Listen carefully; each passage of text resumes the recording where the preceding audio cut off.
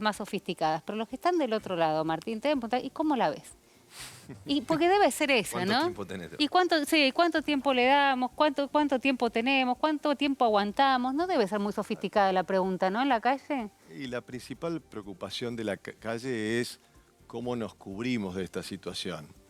Y sin duda lo que más afecta hoy, o lo que afecta a todos los argentinos en el corto plazo, es la inflación. Y por lo tanto, las maneras de cubrirse frente a este exorbitante incremento de precios que tenemos son dos. Una es comprando las cosas que necesitas lo más rápido posible. Si manejás un hogar, es básicamente comprar alimentos para tu familia. Si sos un comerciante, comprar mercadería, porque sabés que va a estar más cara dentro de una semana o dentro de 15 días.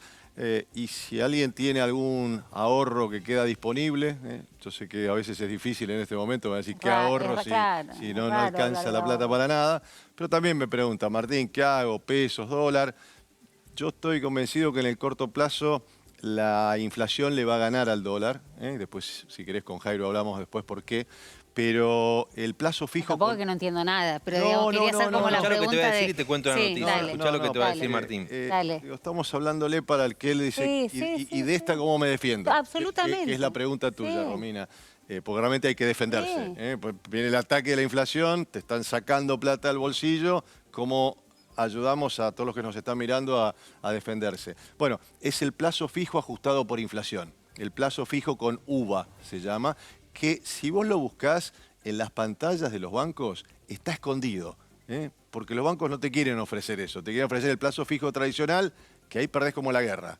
Porque si te van a dar un 11% mensual, con una inflación que va a empezar con 3 probablemente este mes de diciembre y con 2 el mes de enero, bueno, sin duda si te pagan un 11% estás perdiendo plata. Entonces, el único resguardo, si tenés algún ahorro, en el corto plazo, los próximos 60 días, me invitarás para tu programa de inicio del próximo ciclo. Sí, está, claro. Ya tenemos los invitados. Ahí veremos cómo está la situación. Pero vamos, ahora en el corto, para defenderse, esas tres... Vos sabés que, perdón Martín, tres posibilidades. y te lo sumo como noticia, los bancos le acaban de pedir al Banco Central que les elimine el plazo fijo UVA, el plazo fijo atado a la inflación.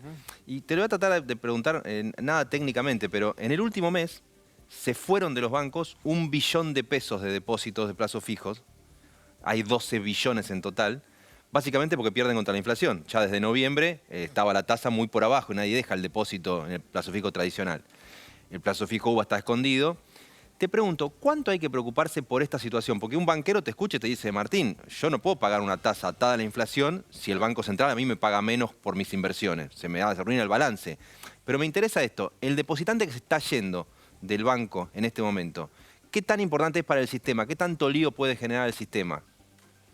Depende del grado y de cuánto. Vos hablaste de 12 billones. Bueno, si la tendencia es que se van los depósitos, obviamente van a generar presión sobre algún lado. Claro. Los depósitos, cuando la gente se hace los pesos, o va y compra mercadería, o va y compra alimentos, o se refugia en el tipo de cambio. El esquema que ha planteado estas medidas, este conjunto de medidas de urgencia, plantean que incentivan a que haya capitales de corto plazo que se ubican a tasa de interés y que por lo tanto tienden a dejar el dólar tranquilo, y es lo que hemos visto en los últimos días, sobre todo también las cerealeras que liquidan, le han prometido al gobierno aproximadamente 3.000 millones de dólares en términos de este nuevo tipo de cambio, por lo tanto a eso apuestan también. Recién le preguntamos a Vidal, porque gran parte del malestar es una campaña que escuchamos constantemente, ¿no? El ajuste lo va a hacer la casta, basta de la casta, la punta de la pirámide, tiene que... Y finalmente la terminan, digamos, pagando los mismos, a los que cada vez les cuesta más y se le piden más esfuerzos. ¿Había otra alternativa de hacerlo? Sí, sin duda. Yo estoy convencido y lo vengo sosteniendo que Argentina necesita un programa de estabilización y crecimiento con leyes del Congreso que respalden y que nos den perdurabilidad. Podemos definir alguna de las leyes, pero... Pero Diego, te cuento, no sé, al mediodía hablaba con Hernán Lacunza, por ejemplo, mira, cualquiera que hubiese asumido tenía que hacer el ajuste. El tema es si lo haces con motosierra o con bisturí. Bueno, Gabriel Rubinstein dijo en la semana... Sí, pero a ver, vamos por partes. Pero además, ahí en esa frase te dijo que es una diferencia sustancial. Y bueno, imagínate. Por eso lo remarcó, diciendo, y bueno, te entra ahí en un quirófano con un hacha o con un bisturí, sí. Por eso. Bueno, y además hay otro tema que aquí no se ha tocado, que es la informalidad. Argentina necesita una revolución impositiva que nos permita ampliar la base de sustentación que tiene el sistema. Hoy hay 50% de los trabajadores en la Argentina que están en negro. Bueno, tenemos que generar un sistema simple, abierto, que pueda ser de menos impuestos, sobre todo menos impuestos para las pequeñas y medianas empresas, que son aquellas que son generadoras de empleo. Por supuesto que la necesidad era de hacer un programa que ataque a todos los frentes. Estas han sido medidas de emergencia. Es cierto que el gobierno lleva 5 días, subió en una situación tremendamente crítica. Pero vos ya tenés un termómetro para ver, digamos, si... Digo que tal vez me cuesta mucho más amigo el que nos está mirando del otro lado. Pero vos a mí no me alcanzó con las escalinatas, ni con Caputo en el mensaje, ni con Caputo en A Dos Voces, ni con Caputo en ¿dónde fue? A La Nación Más, ni con los tweets que retuitea Javier Milei de Economista. Pero vos ya más o menos el termómetro tenés y dices, ¿hubiese ido por acá o no hubiese ido por ahí de ninguna manera?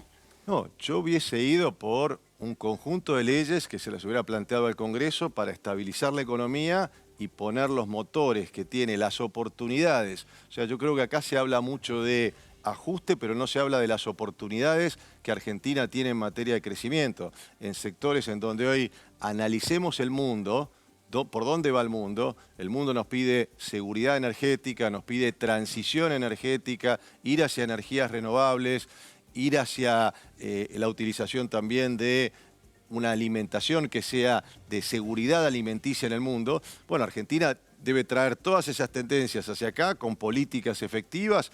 Podemos hablar específicamente de cuáles. Pero ahora le estamos pidiendo, vamos a importar, ¿no? Energía, por esta situación particular, energía de Brasil. Sí, y Martín... Bueno, pero si vos plantearas, por ejemplo, bueno, voy a ser específico, sí. ¿no? Porque esto yo planteo un conjunto de 7 leyes, 7 leyes que las tengo escritas, digamos, porque esto, para darle un horizonte, lo que falta también en la Argentina, ¿cómo se invierte? Se invierte cuando tenés una mirada que sabés que los precios van a bajar, que el dólar va a estar estable, que vas a tener una tasa de interés a la baja, y para eso tenés que darle perdurabilidad en el tiempo. Bueno, yo propongo para el sector energético y para el sector minero que haya una ley que les permita dejar un porcentaje de lo que exportan, dejar esos dólares en el exterior para poder garantizar inversiones futuras. Esto pondría en marcha los gasoductos que necesitamos, esto pondría en marcha y nos permitiría poder exportar a Brasil en 2025, pero ya con inversiones que se harían aquí y ahora con dólares constantes y sonantes, exportar a Brasil 10.000 millones de dólares y cambiar la ecuación energética.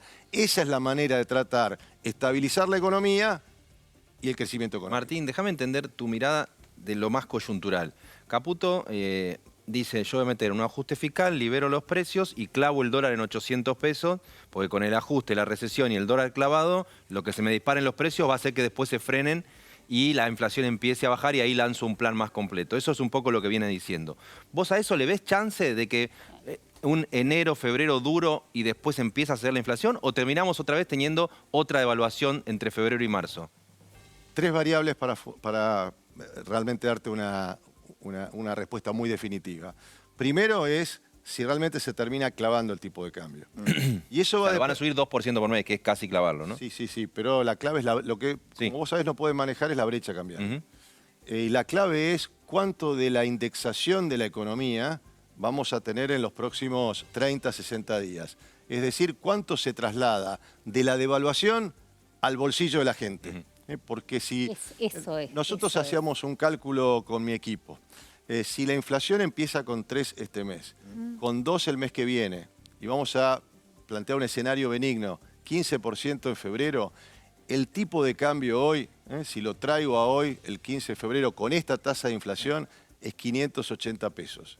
Es decir, si no logran bajar la desindexación, si no logran reducir el traspaso de devaluación a inflación, va a haber tensión cambiaria. Veo lo más, si querés, delicado de este esquema, por no decir lo más cercano ahí a monitorear en el día a día, es el esquema cambiario y monetario también, porque en términos monetarios no hay un programa monetario.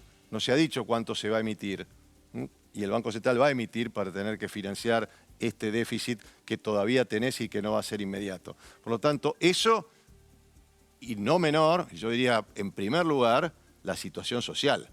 Y ahí en ese punto... Y también en esto, en términos de programa, un programa que se lance debe tener una visión de resolver los problemas económicos y sociales. Y aquí... ¿Y ahí no se planteó en esto que hizo Caputo? ¿Vos creés que no se planteó? ¿Vos lo ves?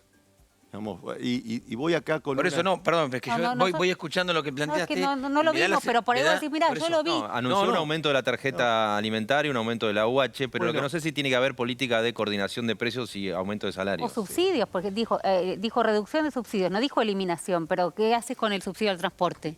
Tiene que haber políticas pro crecimiento. Mirá, una de las muchas enseñanzas que me dio Roberto Labaña cuando él era ministro de Economía y quien les habla, presidente del Banco Central, me decía en un trabajo que hicimos en conjunto, en la presentación que hicimos en el exterior, que la política económica y social debía ir en conjunto. Que muchos colegas piensan, hacedores de políticas públicas, primero hagamos política económica y después veamos cuáles son los costos, y los costos son paliativos, pero hay que pensar a priori cómo haces política económica. La política económica y social que sirve es aquella que genera trabajo. Para que tengamos trabajo necesitamos inversión, y la inversión en los motores de crecimiento que tiene Argentina. Y ahí es donde está faltando o donde necesitamos. Pero vos no lo viste, vos le preguntabas a Moncho, ¿lo viste? No, nosotros tampoco, vos no lo viste, digamos, nada para amortiguar el golpe. ¿Qué viste de esto? Vi un programa de emergencia lanzado a 48 horas de que asumió el gobierno.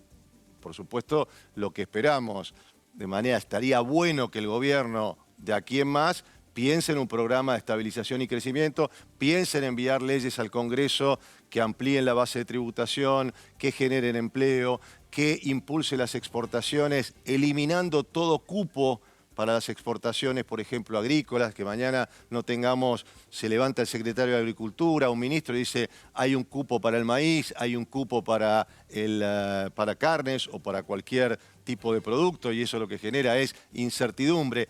Leyes que nos den predictibilidad a los argentinos, que no lo tenemos. Que lo puede hacer, vuelvo a esta idea, ¿no? Porque me parece que, nada, hay muchísima gente escuchándote del otro lado, y a veces como está bueno bajar un poco a tierra estas ideas que terminan golpeándote, porque no hay forma que no te impacte en tu economía doméstica, aunque parece que estamos hablando de gente que hace transacciones en el exterior, digamos, financieras. No estamos hablando de eso.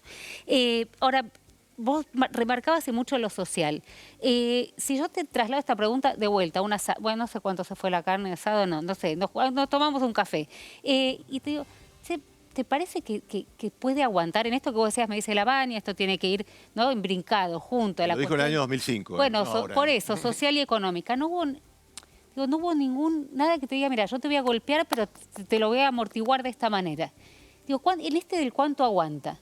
¿No? ¿Cuánto se aguanta? Porque vos decías recién enero, febrero, por ahí saliendo en marzo, abril. Sí, pero a marzo y abril, o sea, no llegás ni a la canasta básica. Bueno, ¿cuántos que están de otro lado no llegan ni a la canasta básica marzo, abril? Dos respuestas. Hay una política, el costo tiene que pagarlo más la política. O sea, cuando dijimos cuál es el mandato que tiene el presidente Milei, que el costo lo pague la política, no que el costo lo pague la clase media que vive de un salario fijo y que ve cómo su salario se va derritiendo mes a mes, o cuando llegue en febrero la nueva boleta de luz o de gas, y dijo, yo no voté esto, yo voté que el costo lo pagaran las legislaturas, los contratos. Me parece muy importante, por ejemplo, que todos los ministerios corten todos los contratos y corten todas las consultoras. Ahí hay un montón de plata, Romina. Y después, te estás metiendo con, un digamos, tema que no va...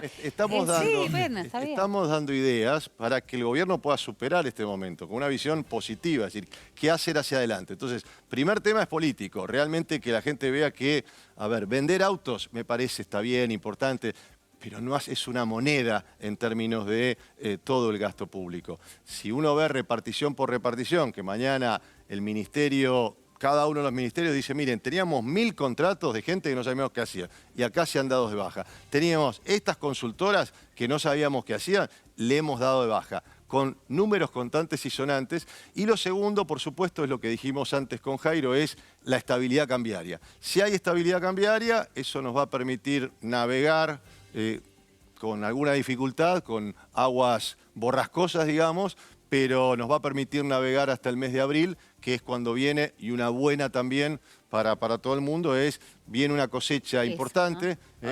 Has tenido un clima bastante complicado, pero agua significa más dólares para la Argentina en términos de ventas agrícolas, con lo cual si logran estabilidad cambiaria, y ahí es donde está el punto a seguir muy de cerca, lo cambiario y lo monetario, ¿cuánto emiten?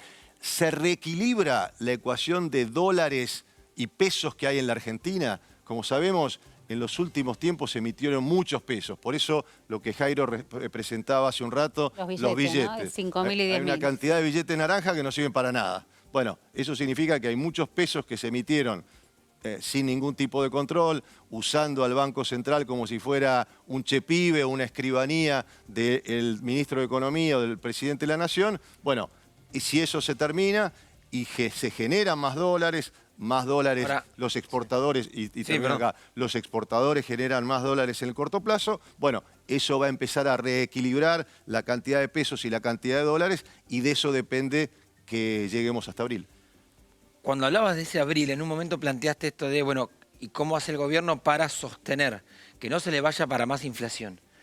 ¿Qué herramientas tiene hoy el gobierno para contener inflación? Alguien del peronismo me dirá precios justos, empezar a controlar los precios. Este gobierno dice, yo no creo en eso.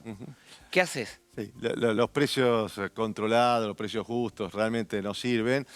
Realmente, bueno, yo planteo, por ejemplo, que deberíamos tener una ley que desindexe el gasto público. Esto significa bajar la tasa de crecimiento del gasto público, para ponerlo de todos los incisos. Si hoy estuviéramos en una ley en el Congreso que marca que el año que viene el gasto de la administración pública de cada uno de los ministerios va a crecer un 80%.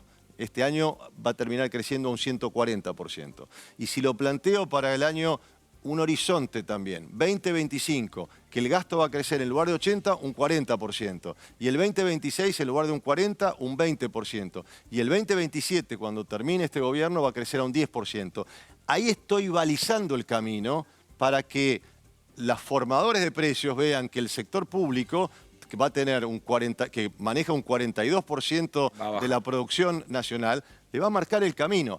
Esa es la manera de marcar, y por supuesto después con un programa monetario, hacer política económica. Vos necesitás que el brazo fiscal, cuánto gastás y cuánto recaudás, vaya de la mano del brazo monetario, cuánto emitís. Si generás un programa convergente con leyes que te respalden, entonces ahí vas a anclar las expectativas de inflación. Martín, porque entonces vos le decís al sector empresarial, al sector salarial, sector público no va a gastar más de un 80%, ustedes no pueden gastar más de un 80%. Y ya de esta manera le pones una referencia, le pones un techo a la tasa de inflación. Es una manera heterodoxa. Israel lo hizo así, no lo inventé yo. Analicé distintos programas de estabilización y tiene también que ver con una idea que en la Argentina funcionó poco tiempo porque no tuvo apoyo político, que fue el programa de Juan Zurruil, el Plan Austral que tuvo... Y no puede ser... termino con esto, Jairo.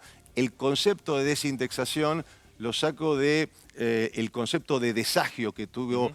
Yo no vivía en la Argentina, estaba estudiando en ese momento, pero en 1985, y ustedes son muy jóvenes, pero seguramente habrán escuchado hablar, se hizo un plan austral con una nueva moneda, pero lo que se generaba era un proceso de desagio. Desagio significaba de los contratos privados, por ejemplo, si yo te alquilaba a vos un departamento y hoy pagabas 100.000 pesos, el mes que viene ibas a pagar 99.990 pesos. Es decir, bajabas el ritmo de crecimiento. Lo que yo propongo ahora es hacer eso para el gasto público. Lo que plantea ahí Martín tiene que ver con lo que es el estudio de los planes de estabilización. Exacto. Y el gobierno te diría, me pongo un segundo en la ropa de Caputo, de su equipo económico, te dice, pará, yo no lancé un plan de estabilización. Exacto. A mí me dieron una economía que tenía un dólar de 350 que nadie conseguía, entonces había una brecha cambiaria de 150, la nafta a un precio muy atrasado y todos precios tan atrasados que no se conseguían ni insumos en los hospitales. Entonces la gente de economía te diría, che, escuchame Martín, mirá lo que era el quilombo yo estoy actualizando todos los precios,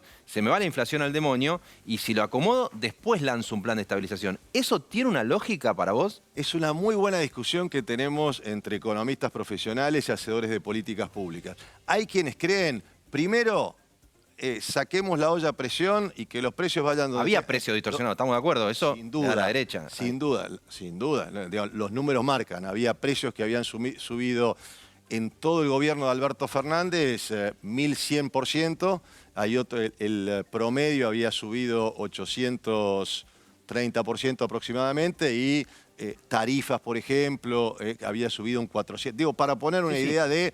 Teníamos un lío bárbaro de precios. Ahora, la pregunta central o, digamos, conceptual es, ¿había que primero generar destapar la olla o generar un marco con un programa de estabilización que, a mi juicio, hay que lanzarlo desde el primer momento? O sea, tu respuesta es, no había que hacer esto que hicieron ahora de actualizar todos los precios de golpe. Bueno, yo hubiera hecho y venía sugiriendo también que se hiciera un programa de estabilización y crecimiento respaldado por leyes y que el presidente lo planteara en la primera semana de gobierno. No, bueno, porque No se el Plan hizo Austral y la convertibilidad tuvieron momentos primero donde los precios se actualizaron. Bueno, a ver, hubo mucho proceso de prueba y error. Claro. Y el prueba y error lo paga la gente, como lo estábamos preguntando. Yo lo que digo es que no lo pague la gente. Que si vos tuvieras una ley como la que acabo de explicar yo de desindexación, y la estaríamos votando las próximas 2 semanas, bueno, la tasa de crecimiento del gasto público sería en el año que viene del 80%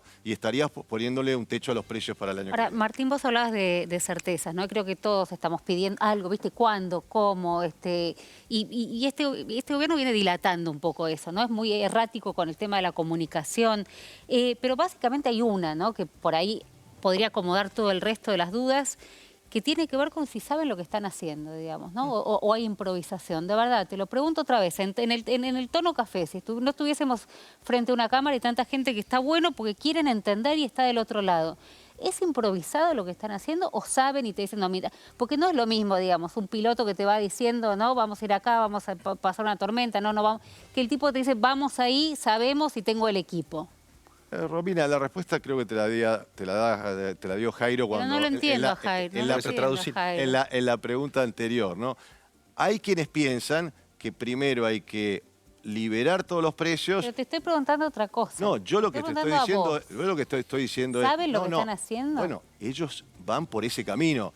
Yo recomiendo ir por otro camino. A ver, pero en esto Pero el camino que eligieron, digamos, es un camino que te parece que, digamos, que hay una idea que puedes no estar de acuerdo, pero que es sólida y que tiene un equipo para llevarla a cabo, para que sea viable. Para que sea sólida necesita leyes, porque los decretos se cambian de un día para otro. Entonces nadie cree nada. Hoy la Argentina tiene más una crisis de confianza. Entonces cuando vos decís un decreto, un decreto, ¿quién va a invertir, por ejemplo, con un decreto? Claro, no, bueno. Pero entonces, si en esas famosas extraordinarias las leyes no salen...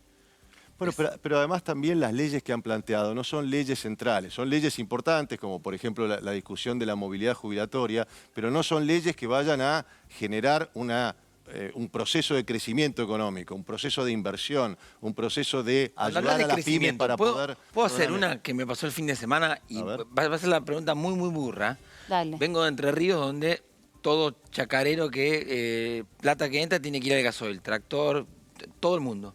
Lo único que hablaban ayer era gasoil. O sea, nos abrocharon a todos. Estaban todos diciendo, me partieron al medio con el precio del gasoil. Y todos me preguntaban algo que yo no sé responder. Me decían, ¿por qué tenés que liberar el precio del combustible a esa velocidad sin darme un margen a ese chacarero que ya vendió ganado con precio viejo y ahora tiene que reponer? Y lo abrocharon en serio. Me dicen, ¿por qué de un día para el otro el combustible tiene que...? ¿Por qué? ¿Tan mal negocio era el combustible?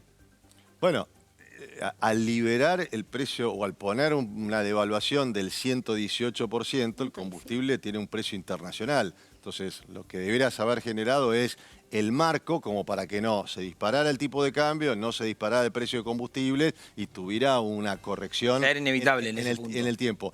Si haces, vuelvo a la pregunta de Romina hace un instante, si destapás la olla todo junto, bueno, se destapó. claro, salta el agua hervida para todos lados. Y la palabra que se tira de arriba de la mesa va y viene, que es hiperinflación. Sí. ¿Cuánto le pones de seriedad? ¿Cuánto es un riesgo que está ahí o cuánto es nada? Y recordemos que es una hiper respecto de esto que estamos viviendo, ¿no? También. Sí, también es un matiz, porque la ciencia dice que es hiper cuando es arriba de 50% mensual y ahora ya te están hablando de 30%. Vos decís, bueno, pero no sé. El presidente habló hace una semana del riesgo del 15.000% de inflación. Ubicame un poco tu mirada al respecto. ¿Qué dijo el sachet de leche Caputo? 60.000 pesos. Seguíamos ¿no? así, valía 60.000 pesos. Bueno, ahora se dijo que está a 1% por día la inflación, dice el presidente. ¿Cuál es tu mirada de ese concepto? El hecho de lo que ocurrió esta semana, el precio del gasoil, el precio de los alimentos y demás, ha acelerado la tasa de inflación, ¿no? Con lo cual, hiperinflación es, dijiste una definición teórica, 1957, un trabajo muy importante, un economista llamado Philip Kagan, definió la hiperinflación como... No quieran saber cómo se escribe Kagan, porque él lo dijo en inglés. Por supuesto, lo Porque dije si en lo inglés. decís en español, Lo dije en inglés a se propósito. escribe Kagan, que es la mejor definición Perfecto, de hiperinflación. perfecto. Sí. No, pero vos decís Kagan, que Sí, le da sí. un nivel... No me gusta decirlo en inglés, pero justamente para evitar lo que vos dijiste, Jaime. Pero no, la definición teórica que hemos aceptado en la profesión es 50% mensual durante 12 meses. Claro.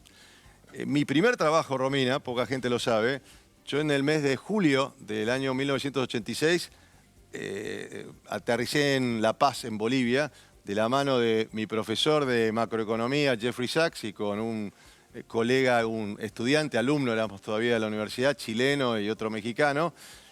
Para trabajar, lo habían nombrado a él, a Sachs, asesor de Víctor Paz Estensoro para resolver la hiperinflación. En ese momento había 22.000% de inflación. Eso es hiperinflación y por lo menos eso es lo que hemos aprendido. Pero para ir al tema, había un proceso de aceleración inflacionaria que había que cortar. La pregunta es, ¿cómo cortarlo? Si con medidas de emergencia, que ojalá vayan acompañadas, y de vuelta, con la mejor onda positivista, con un programa de estabilización y crecimiento y desarrollo, sobre todo, que le dé predictibilidad a las principales variables argentinas, bueno, ese es un camino. Yo hubiera empezado con leyes de movida, con leyes que se estén debatiendo. ¿Pero el riesgo Congreso cierto existe o es una cosa que se tira por tirar? Bueno, hoy a cuánto está transitando la inflación diaria lo vamos a ver a fin de mes cuando miremos los números del INDEC. Pero sin duda, estas medidas aceleraron la inflación. ¿Cuándo vamos a saber? Sé que esta es una pregunta difícil, no sé si tiene respuesta, pero ¿cuándo vamos a saber si salimos o no? Digamos, o qué estaría mirando Redrado, digamos, mira, prestarle atención a estas tres cuestiones para ver si esto se está estabilizando, si vamos a salir o la verdad que la chocan. A ver, vos mencionaste también el caso del gobierno de Alfonsín, del gobierno de Menem, que hicieron un proceso de prueba y error hasta que llegaron a un plan de estabilización. ¿Cuánto margen hay hoy para...? Muy buena pregunta. ¿Cuánto margen hay para el pueblo Es lo de que error? yo digo cuando discuto con colegas. Le digo, bueno, estamos en una situación donde hace 6 años que cae el salario real. Entonces no nos podemos dar el lujo de prueba y error. Pero vos me decís, ¿cuándo nos vamos a dar? Bueno, ojalá nos demos cuenta pronto.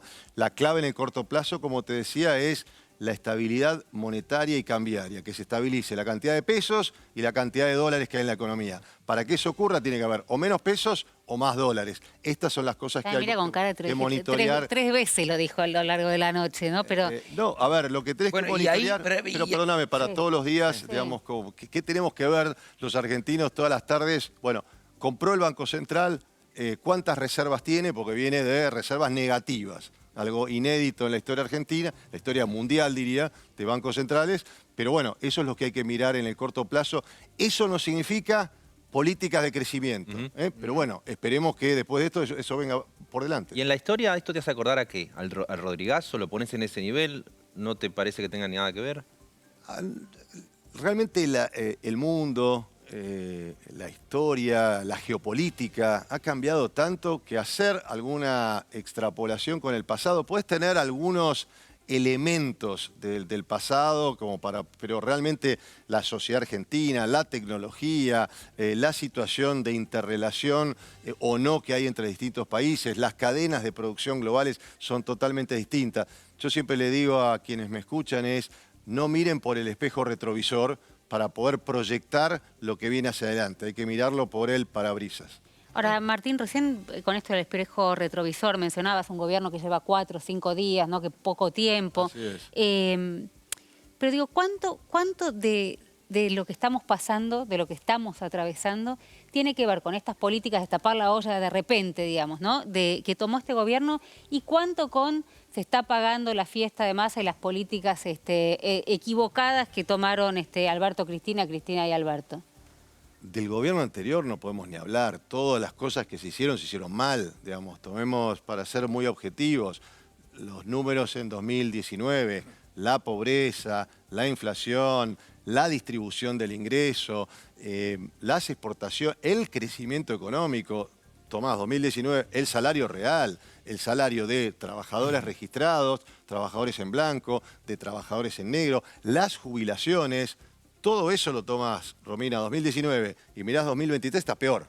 Con lo cual está claro que se asumió una situación extremadamente crítica. ¿Se pueden hacer las cosas diferentes con una estrategia y una mirada mucho más abarcativa, integradora? La respuesta, digamos, es sí. A Milei por estos, por estos resultados, por esta turbulencia que estamos atravesando ahora. Es un camino que habrá que evaluarlo, como ustedes dicen, en los próximos meses, si la situación se estabiliza y si, por supuesto, hay medidas que nos estén, o un programa que nos esté marcando un horizonte de crecimiento, que estamos desarrollando la energía, que estamos desarrollando la minería. ¿Los salarios en qué momento entran en la discusión? Bueno, a mi juicio debieran entrar del día 1. ¿Todavía? Del día 1, está bien. ¿No? Pero eso es como que están desindexando el salario, un poco más. Están licuando. Están licuando el salario. Esa es una pregunta que se la tenés que hacer al gobierno. Yo planteé un esquema superador. Quizás me decís, mirá, en esa teoría el salario lo tenés que licuar, en lo que están haciendo ellos. Bueno, el plan es licualo. Veremos si en los próximos meses la inflación baja y el salario le empieza a ganar la inflación. El secreto para que crezca el salario no es lo que se hizo antes, que te daban cada 3 meses, te daban aumentos y siempre, aún el año pasado, salvo unos pocos gremios, pero el laburante que tenía un laburo en blanco siempre corría y corrió por detrás de la inflación. Con lo cual, no es cuestión de aumentar un 120% y que la inflación te crezca un 150%. Y Martín, tampoco es cuestión de congelarlo. La clave es bajar la tasa de inflación y que el salario le gane a la inflación. Estamos terminando 2023. 2024, imagínate, como le preguntan a los economistas en sus reuniones de consultora, ¿qué es un buen 2024 en tu criterio, con lo que se pueda, y qué es un mal 2024, si te animás a pintarlo? Sí, la clave del 2024, como está planteada, Jairo, es que no caigamos en un proceso de devaluación, inflación, haya otra vuelta de devaluación, inflación y tengamos una rueda que no termina en el año. Vos lo planteaste quizás de manera muy breve, pero dijiste, bueno, que salga bien es que no tengamos una nueva devaluación, es decir, que vaya convergiendo el dólar financiero con el dólar oficial. Esa es la manera de que salga bien. Que salga regular es que tengamos inflación, devaluación, bueno, cuántas rondas de eso tenemos, y bueno, eso va a marcar qué tan largo es el periodo de recuperación o cuánto nos falta para poder recuperar la estabilidad y la economía argentina. La última... Sí, no, me quedé pensando en salarios, porque realmente... Es que me parece que la pregunta que subyace que es una pregunta que no la puede responder desde la economía. ¿Qué nivel de tolerancia tiene la sociedad? ¿Y qué sé yo? No sé cómo. ¿Es mensurable eso o no? Realmente nuestra sociedad se ha bancado cada cosa que uno dice, me parece increíble, que nos hayamos bancado, tenemos un nivel de tolerancia que realmente a mí me sorprende. Pero bueno, dependerá. Yo creo que lo importante es que el ciclo de inflación, es decir, que cuando vayas al supermercado puedas empezar a ver que la cosa se estabiliza. En estos días no va a estamos pasar. viendo esa estabilización. Martín Redrado, gracias por la paciencia. Estaban del otro lado ahí. No lo queríamos... ¿Viste cuando tenés alguien después? Pero explícame, Pero decime. teníamos 17.000 millones de preguntas. Teníamos 17.000 millones de preguntas. Espero que haya quedado menos. Bueno, vamos a ponernos optimistas. Buen año y que arranquemos, ponele, marzo, el nuevo ciclo con Redrado sentado acá, las cosas están mejor. Podría ser. O hayan planteado un programa de estabilización y crecimiento en conjunto para ver las oportunidades que tiene Argentina y salir adelante con una visión de expansión de la No lo capacidad decís productiva. muy convencido de que en marzo te podamos estar diciendo eso, pero no importa, estamos tratando de... Estamos en la Argentina y Sí. en todos los medios que tengamos vamos a ir impulsando que esto se lleve adelante. Muchísimas gracias, Gracias a Martín. vos, Martín a ustedes. Redrado, actualizamos Boca. ¿Con Sí, quién? ya ¿Con está, vos? listo, ya Ya está, cerrado. listo, Te lo dijimos terminado. cuando Vale. arrancábamos, iba todo encaminado a que Riquelme sea el próximo presidente de Boca, y hace minutos nomás, hace instantes, Andrés Ibarra